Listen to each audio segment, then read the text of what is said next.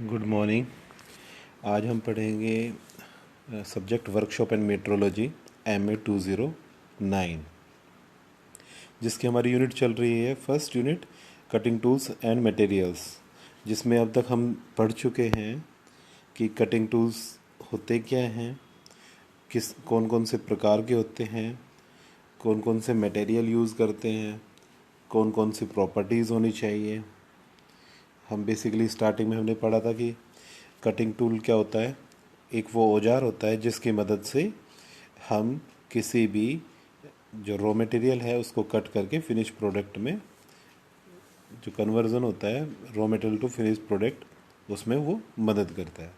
फिर हमने उसकी टूल ज्योमेट्री पढ़ी, जिसके अंदर हमें पता लगा कि टूल ज्योमेट्री से पहले कि टूल कितने प्रकार के होते हैं। टूल दो प्रकार के थे हमारे, सिंगल पॉइंट कटिंग टूल और मल्टी पॉइंट कटिंग टूल।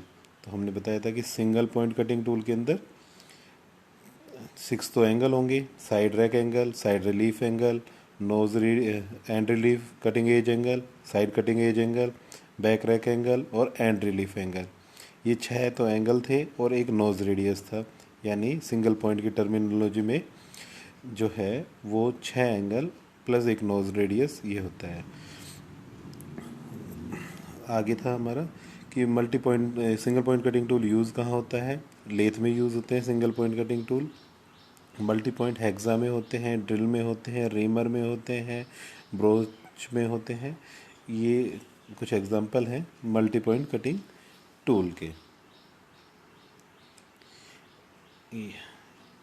ये हम पढ़ चुके हैं, back rake angle, side rake angle और टाइप्स ऑफ मेटल कटिंग पढ़ चुके हैं कि टर्निंग में कैसे होता है, शेपर मशीन पे कैसे होता है, मिलिंग पे कैसे होता है, ब्रोचिंग पे कैसे होता है, ड्रिलिंग पे कैसे होता है और ग्राइंडिंग में कैसे होता है।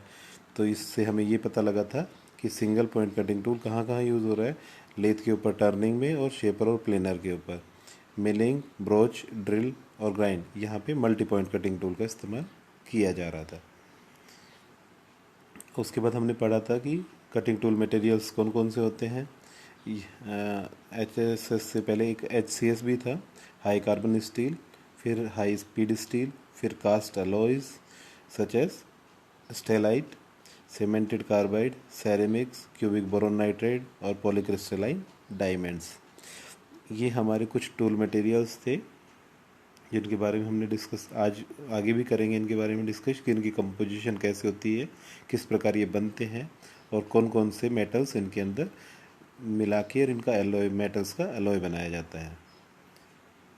देखिए हमने प्रॉपर्टीज़ की भी बात की थी कि कटिंग टूल के अंदर कौन सी प्रॉपर्टी सबसे आवश्यक है, वो थी हमारी हार्डनेस, और वो भी कितनी थी, जिस मेटल को आपको काटना है उसकी हार्डनेस से 1.5 गुना हार्डनेस का आपको टूल लेना ही पड़ेगा। उसके बाद था कि मेंटेनिंग रेड हार्डनेस, यानी वो रेड हार्डनेस को कब तक मेंटेन करता है। रेड हार्डनेस हमने बताया था कि जब कटिंग करते हैं तो टूल जो है वो गर्म हो जाता है और रेड हार्डनेस जो है उसकी तरफ जाता है। तो वो डिपेंड करता है कि वो कितने टेम्परेचर में अपने आप को सस्टेन कर पाएगा, रोक पाएगा अपनी स्ट्रेंथ को।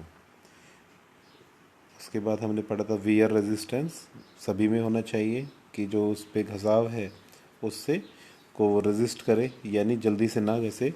शॉक रेजिस्टेंस यानी वाइब्रेशंस होते हैं, कटिंग फोर्सेस लगने की वजह से झटके लगते हैं, तो उन फोर्सेस को भी वो क्या करे, कम करे।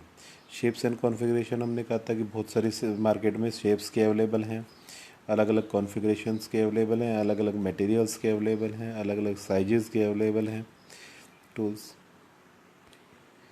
अब आगे हम पढ़ते हैं कटिंग टूल जो मटेरियल्स हैं उनकी कंपोजिशन क्या होती है। तो सबसे पहले हमने कहा कि हाई स्पीड स्टील। इससे पहले एक हाई कार्बन स्टील भी है, बट वो आजकल नॉर्मली यूज़ होता नहीं है, वो HCS है, उसमें कार्बन की मात्रा ज़्यादा होती थी। हाई स्पीड स्टील का देख लेते हैं। May contain combination of tungsten, chromium, vanadium, molybdenum और कोबाल्ट। ये एलॉय है कितने मेटल्स का, टंगस्टन, क्रोमियम, वेनेडियम, मोलिबिडियम और कोबाल्ट, यानी 5 मेटल्स का कॉम्बिनेशन करके हमने एक एलॉय बनाया इनकी जो मात्रा है वो डिफरेंट हो सकती है। वो डिपेंड करता है कि आपको रेड हार्डनेस बढ़ानी है तो आप कोबाल्ट की या क्रोमियम की या वेनेडियम की, वो डिपेंड करता है कि इसमें कौन सी प्रॉपर्टीज़ ज़्यादा एक्स्ट्रा है। सेकेंड, देखिए हाई स्पीड स्टील की क्या खास बात है, कैन टेक हैवी कट्स, ज़्यादा बड़े कट लगा सकता है, with stand shock and maintaining sharp cutting edge under red heat, यानी बड़े हैवी कट काट सकता है, जो शॉक्स लगेंगे यानी झटके लगेंगे उनको रोक सकता है।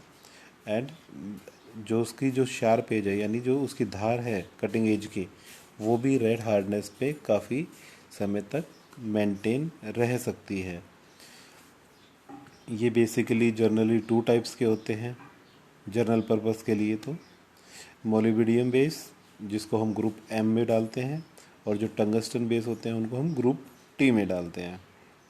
ये 2 ग्रुप्स बने हुए हैं कि HSS के 2 ग्रुप आते हैं मार्केट में, आप जब सर्च करोगे तो वो बताएंगे कि ग्रुप एम का चाहिए या ग्रुप टी का। दैट मीन्स बेस जो है वो मोलिबिडियम मेटल है और टी में टंगस्टन बेस मेटल है, ठीक है। Cobalt added if more red hardness desired, अगर आपको रेड हार्डनेस बढ़ानी है तो आप क्या करो, ज़्यादा से ज़्यादा उसमें कोबाल्ट की मात्रा को बढ़ाइए और मेटल्स के मुकाबले में, तो रेड हार्डनेस जो है वो इंक्रीज़ हो जाएगी।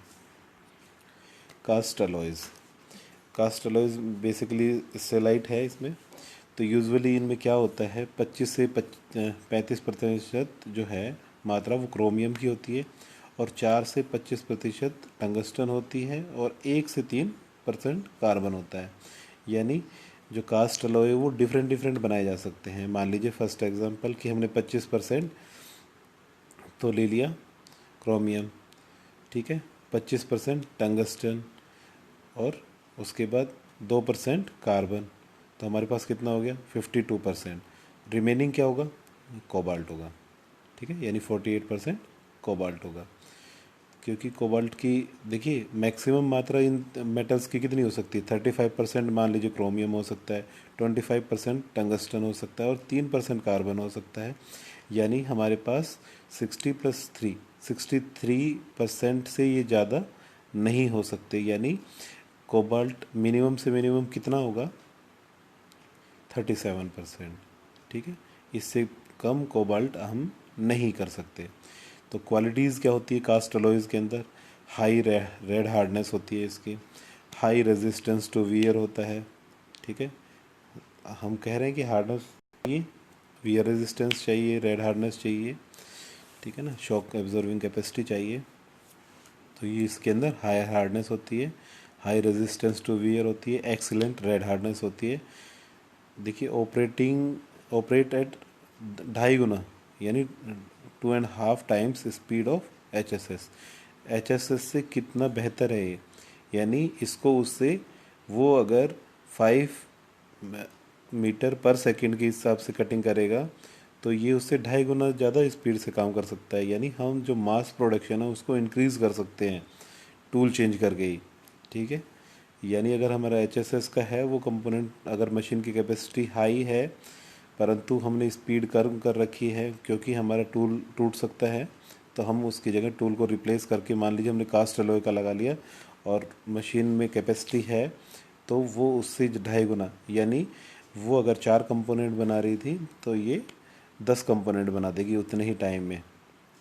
ये तो कास्ट अलॉय उससे 2.5 गुना ज़्यादा स्पीड पे वर्क कर सकता है। तो इसके कुछ weaker and more brittle than इस HSS, ठीक है, यानी कुछ कमियां भी हैं, उससे वीक होता है, जैसे शॉक एब्जॉर्बिंग वगैरह लगा तो कास्ट अलॉय टूट जाता है, HSS नहीं टूटता, ठीक है। मोर ब्रिटल है, ब्रिटल हमने कहा था 2 प्रॉपर्टीज़ होती हैं, डक्टिलिटी एंड ब्रिटलनेस, दोनों एक दूसरे के अपोजिट होती हैं, ठीक है। डक्टिलिटी में तो मेटल्स जो है वो प्लास्टिक डिफॉर्मेशन होने के लिए वो स्ट्रिप्स में वायर्स में इजीली हो जाता है, बट ब्रिटल के केस में जो फ्रैक्चर है वो सडनली होता है। नेक्स्ट देखिए carbide cutting tools, first used in Germany during World War second, दूसरा जो विश्व युद्ध था उसके अंदर Germany as a substitute of diamonds, diamonds काफ़ी कॉस्टली थे, तो जर्मनी ने उस समय इसका सब्सटीट्यूट यानी एक दूसरा की ऑप्शन कि भाई हम डायमंड्स की जगह किसका इस्तेमाल कर सकते हैं, तो उन्होंने उस समय कार्बाइड टिप्स बनाई और कार्बाइड टिप्स का यूज़ किया। Various type of cemented centered carbides develop to show different materials and machining operations. देखिए ये अलग अलग बनती हैं, सीमेंटेड कार्बाइड की टिप्स अलग अलग शेप्स में होती हैं, अलग अलग कंपोजिशंस में होती हैं, ठीक है। गुड वियर रेजिस्टेंस यानी घसाव से जो है वो रेजिस्ट करती हैं। Operate at speed range 150 to 1200 square feet per minute,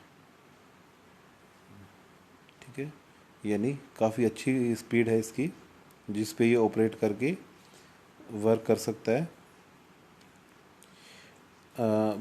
can machine metals at speed that cause cutting edge to become red hot without losing hardness, ठीक है, यानी इसकी जो रेड हार्डनेस है वो भी काफ़ी अच्छी है, जिस कारण इसकी जो कटिंग एज है वो ज़्यादा गर्म होने के बाद भी ये रेड हार्डनेस की जो प्रॉपर्टी है उसको मेंटेन कर सकती है हायर टेम्परेचर पे भी।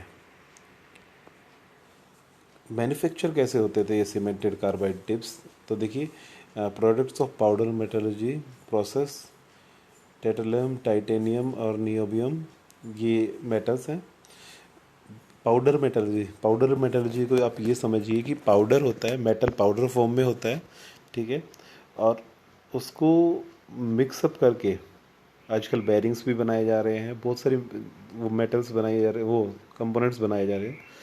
तो पाउडर मेटलर्जी का मतलब है कि पाउडर फॉर्म में हमारे पास मेटल होती है, देन आफ्टर हम उसके ऊपर कुछ प्रोसेसेस करते हैं और हमारा जो कंपोनेंट है वो बन जाता है। जैसे कि कार्बाइड, सीमेंटेड कार्बाइड टिप्स के लिए हम क्या करते हैं, operations blending, compacting, pre sintering और सिंटरिंग। ये है क्या, देखिए मान लीजिए आपने मेटल के छोटे छोटे पार्टिकल्स यानी उनको पाउडर फॉर्म में लिया, सबसे पहले आप क्या करेंगे उसके अंदर कुछ लिक्विड ऑयल टाइप का डालेंगे, क्योंकि हमें सेल्फ लुब्रिकेशन कोई चीज़ बनानी हो तो उसके लिए हम उस चीज़ का इस्तेमाल करते हैं।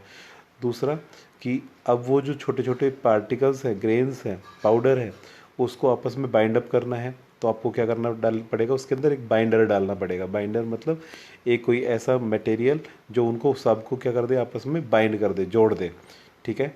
यानी सबसे पहले आपने पाउडर लिया, देन आफ्टर अगर सेल्फ लुब्रिकेशन करना है उसके अंदर तो ऑयल डाला, देन उसके अंदर बाइंडर डाला, और बाइंडर डालने से वो क्या हो जाएंगे, आपस में चिपकने लग जाएंगे। बट वो जब तक उनके ऊपर एक प्रेशर अप्लाई नहीं होगा तब तक वो कॉम्पैक्ट नहीं होंगे, यानी पास पास नहीं आएंगे। तो फिर नेक्स्ट प्रोसेस जो होता है उसके अंदर हम क्या करते हैं, कॉम्पैक्टिंग करते हैं। कॉम्पैक्टिंग का मतलब क्या है कि जो हमारे पास पाउडर है उसके अंदर बाइंडर मिला दिया है, पर जो पार्टिकल्स हैं वो पास पास तो आए तभी तो वो चिपका पाएगा उसको।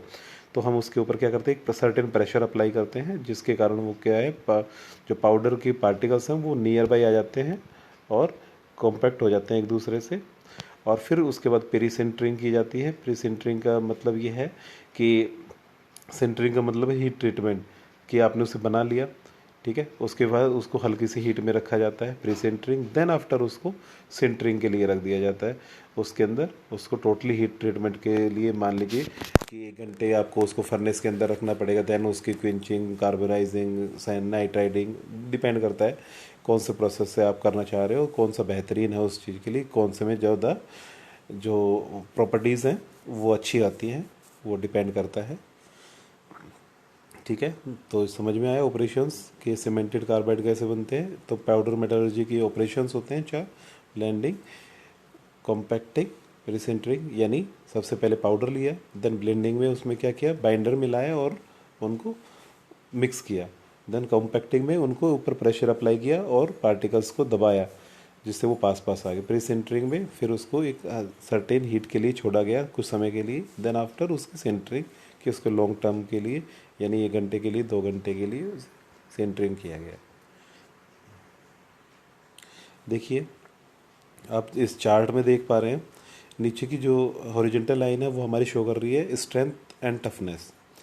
और जो वर्टिकल है वो हमारी शो कर रही है hot hardness and wear resistance. यानी हॉट हार्डनेस और वियर रेजिस्टेंस सबसे ज़्यादा किसका है और स्ट्रेंथ सबसे कम किसकी है, स्ट्रेंथ एंड टफनेस। ठीक है, डायमंड और क्यूबिक बोरोन नाइट्राइड जो है वो सबसे ज़्यादा हॉट हार्डनेस और वियर रेजिस्टेंस रखते हैं, परंतु स्ट्रेंथ सबसे कम रखते हैं। अब हमने कहा था कि जो हार्डनेस इंक्रीज़ होगी तो टफनेस डिक्रीज़ हो जाएगी, ठीक है ना, स्ट्रेंथ डिक्रीज़ हो जाएगी। परंतु हमें वहाँ पे क्या नीड है कि वियर रेजिस्टेंस यानी घसाव कम हो और ज़्यादा टेम्परेचर के ऊपर वो अपनी हार्डनेस को बरकरार रखें। यानी जो वर्टिकल लाइन है वो ज़्यादा नीड ही है कटिंग टूल्स के अंदर स्ट्रेंथ और टफनेस के मुकाबले में। तो सबसे ज़्यादा बेहतर हॉट हार्डनेस और वियर रेजिस्टेंस डायमंड और क्यूबिक बोरॉन नाइट्राइड की होती है। डायमंड एक नेचुरल मिलने वाला कटिंग टूल है। उसके बाद एल्यूमिनियम एलॉयज़ के HIPs जो आते हैं वो, फिर एल्यूमिनियम के ये 30% टाइटेनियम के साथ कार्बिक बनते हैं वो, फिर सिलिकॉन नाइट्राइड, फिर सरमेट्स, फिर कोटेड कार्बाइड्स और फिर कार्बाइड्स और फिर HSS और इसके बाद फिर HCS भी आते हैं, हाई कार्बन स्टील। ठीक है, तो ये आपको सीक्वेंस पता लग गया कि हॉट हार्डनेस क्वेश्चन ये भी पूछा जाता है अभी भी और कंपटीशन में भी कि हॉट हार्डनेस जो है वो किसकी ज़्यादा होती है, वियर रेजिस्टेंस किसकी ज़्यादा होती है, स्ट्रेंथ किसकी ज़्यादा होती है, टफनेस। तो ये ग्राफ हमें शो कर रहा है कि किसकी हार्डनेस जो है वो मैक्सिमम है और स्ट्रेंथ कम है, और किसकी हार्डनेस सबसे ज़्यादा है और स्ट्रेंथ कम है। ठीक है, तो ये ग्राफ हमारे काफ़ी क्वेश्चंस का जवाब दे देता है, तो इसको काफ़ी अच्छी तरीके से पढ़िए तो आपको भविष्य के लिए और एग्ज़ाम्स के लिए काफ़ी हेल्प मिलेगी। नेक्स्ट देखिए कि HRA और HRC ये हैं रॉकवेल हार्डनेस टेस्टिंग की जो स्केल होती हैं उनको बोलते हैं HRC HRA। ठीक है, तो अब इसमें देखिए cutting tool materials hardness. First हम देख रहे हैं कि ओरिजेंटल लाइन जो है वो हमारी टेम्परेचर में, नीचे की जो लाइन है वो फारेनहाइट में है, 200 400 600 800 1000 1200 1400 फारेनहाइट जो इसमें दिखाया हुआ है।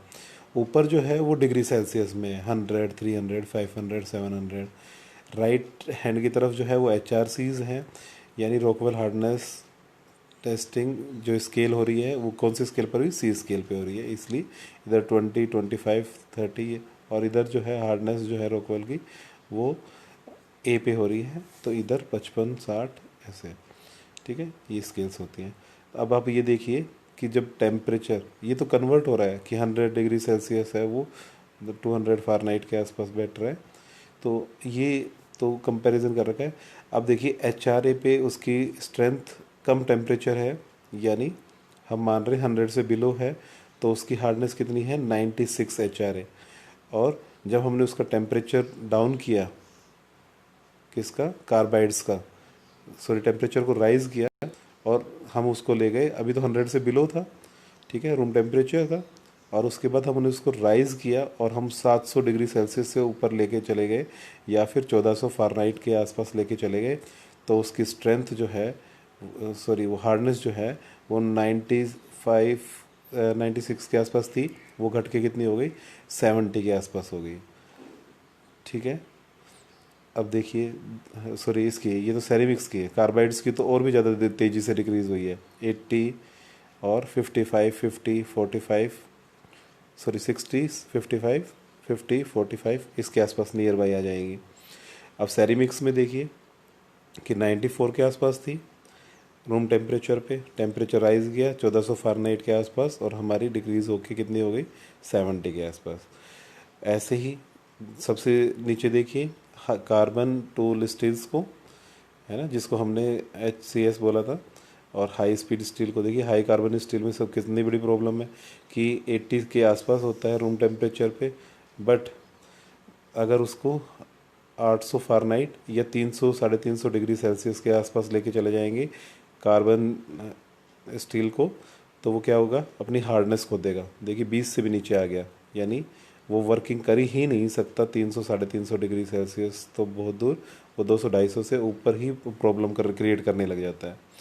ठीक है। पर उसके मुकाबले हाई स्पीड स्टील को देखिए 85 के आसपास है रूम टेम्परेचर पे, परंतु वो स्ट्रेंथ धीरे धीरे 600 फ़ारेनहाइट 800 फ़ारेनहाइट तक तो ठीक लगभग ठीक काम करता है। देन आफ्टर वो भी अपनी हार्डनेस खो देता है। और अगर 1200 1250 फ़ारेनहाइट के आसपास टेम्परेचर बढ़ा दिया जाए तो वो अपनी लगभग कंप्लीटली हार्डनेस को खो देता है।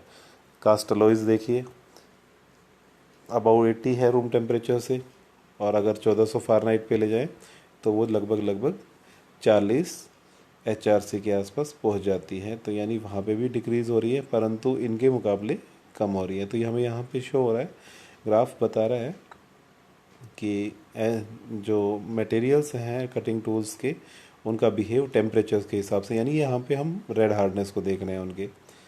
ठीक है, यहाँ से हमसे पता लग रहा है कि ज़्यादा स्पीड पे ज़्यादा टेम्परेचर पे कौन काम कर सकता है, सैरेमिक्स, देन कार्बाइड्स, फिर कास्ट अलॉयज़, फिर हाई स्पीड स्टील, फिर कार्बन टूल स्टील्स। दिख रहा है हमें ग्राफ में, तो इसको भी गौर से एक बार देखिए।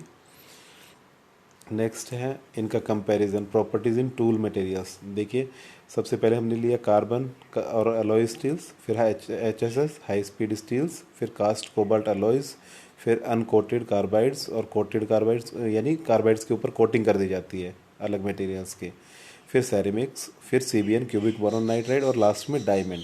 तो ये तो हो गए मटेरियल्स जो ऊपर आपको रेड में दिख रहे हैं। ठीक है, और ये जो लेफ़्ट की तरफ आपको दिख रहे हैं बैंगनी कलर और ग्रीन कलर के अंदर, हॉट, हार्डनेस, टफनेस, इम्पैक्ट, ये प्रॉपर्टीज़ हैं हमारी। ठीक है, और नीचे हमने दे रखा है, हाँ ये हो गए हमारे। फर्स्ट देखते हैं हॉट हार्डनेस।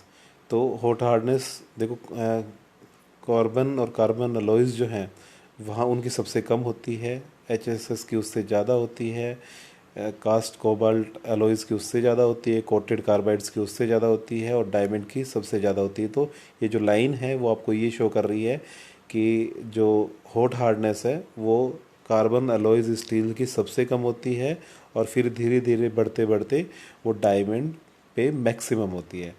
सेकंड देखिए टफनेस, हमने कहा था हार्डनेस और टफनेस एक दूसरे के विपरीत हैं, तो ये उसके विपरीत है कि टफनेस जो है वो डायमंड की सबसे कम होती है, और कार्बन और अलॉय स्टील की टफनेस सबसे ज़्यादा होती है। तो ये लाइन हमें शो कर रही है कि हमारी टफनेस जो है वो diamond to carbon alloy steel की तरफ बढ़ रही है, इंक्रीजिंग। तो एरो को आप ध्यान से देखिए कि वो एरो हमें बता रही है कि किस साइड बढ़ती है और किस साइड कम होती है। ठीक है, नेक्स्ट वन है इम्पैक्ट स्ट्रेंथ। ये भी देखिए कि डायमंड की इम्पैक्ट स्ट्रेंथ सबसे कम है, क्यूबिक बोरॉन नाइट्राइड की उससे ज़्यादा है, सैरेमिक्स की उससे ज़्यादा है, कोटेड कार्बाइड्स की उससे ज़्यादा है, अनकोटेड कार्बाइड्स की उससे और ज़्यादा है। और देखेंगे फिर HSS, फिर कार्बन अलॉय स्टील्स, यानी सबसे ज़्यादा हमारी कार्बन अलॉयज़ की है इम्पैक्ट स्ट्रेंथ। वियर रेजिस्टेंस देखिए, वियर रेजिस्टेंस यानी घसाव के प्रति प्रतिरोध, वो सबसे ज़्यादा हमें कौन दे रहा है, डायमंड। ठीक है, सबसे कम कौन दे रहा है, कार्बन एंड एलॉय स्टील्स, उससे ज़्यादा कार्बन एलॉय स्टील से HSS, फिर cobalt alloys, cast cobalt alloys, uncoated, coated, ceramics, CBN, और फिर डायमंड। नेक्स्ट वन देखिए कटिंग स्पीड, सबसे ज़्यादा कटिंग स्पीड किसकी है, डायमंड की, और सबसे कम कार्बन अलॉय स्टील्स की। ठीक है, तो वो भी इंक्रीज़ हो रही है left to right. Thermal shock resistance, इसको भी देखिए डायमंड है, वो राइट में है, उसकी सबसे कम होती है ना, और सबसे ज़्यादा किसकी होती है, कार्बन एंड अलॉय स्टील्स की। नेक्स्ट देखिए कॉस्ट ऑफ टूल मटेरियल, कि सबसे सस्ता कौन सा टूल होता है, सबसे महंगा टूल कौन सा होता है। तो जो कार्बन एंड अलॉय स्टील्स है वो सबसे चीपर है, सबसे सस्ता है, और डायमंड जो है वो सबसे महंगा है। कार्बन सबसे सस्ता, उससे महंगा HSS, उससे महंगा कास्ट कोबाल्ट अलॉयज़, फिर अनकोटेड कार्बाइड उससे महंगी है, कोटेड कार्बाइड उससे महंगी है, और सैरेमिक्स उससे महंगी है, और कॉस्ट इंक्रीज़ होती जा रही है। देखिए स्पीड इंक्रीज़ हो रही है तो कॉस्ट भी इंक्रीज़ होती जा रही है। नेक्स्ट है डेप्थ ऑफ कट, तो सबसे लाइट टू मीडियम यानी सबसे कम डेप्थ ऑफ कट किस में दे पाएंगे हम, वेरी लाइट डायमंड के अंदर। ठीक है, और light to heavy cubic boron nitride के अंदर। तो ये हमें शो कर रहा है, लिखा हुआ है light to medium carbon steels alloys के अंदर, और फिनिश जो है ऑब्टेनेबल, यानी हमारे पास जो सरफेस फिनिश आएगी कटिंग के बाद वो सबसे बेहतर किस में आती है, डायमंड्स में। ठीक है, CBN में भी ठीक आती है, वेरी गुड आती है, सेरेमिक्स में भी वेरी गुड आती है, इनमें कोटेड और अनकोटेड में गुड आती है, बट HSS कार्बन स्टील और कास्ट अलॉयज़ के अंदर ये रफ आती है। तो ये एक हमारा ग्राफ है जो हमें शो करता है कि जो हमारी प्रॉपर्टीज़ हैं वो इन जितने भी हमने कटिंग टूल मटेरियल्स पढ़े इनमें किस में सबसे ज़्यादा होती है, किस में सबसे कम होती है। तो हमें पता लग सकता है कि अगर हम इंडस्ट्री में या किसी मशीन पे वर्क कर रहे हैं तो हम कौन सा टूल हमें लेना चाहिए, कौन से मटेरियल पे यूज़ करना चाहिए, ये सारी नॉलेज हमें यहाँ से मिल सकती है। ठीक है, तो आप इसको एक बार गौर से देखिए हमारी दोनों चार्ट्स को और इस कंपैरिजन को। ठीक है, थैंक यू, मिलते हैं नेक्स्ट लेक्चर में।